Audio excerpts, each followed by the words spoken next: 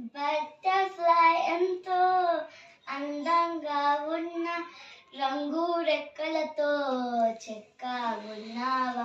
Butterfly ఎంతో అందంగా ఉన్న రంగు రెక్కలతో చెక్కగున్నావా.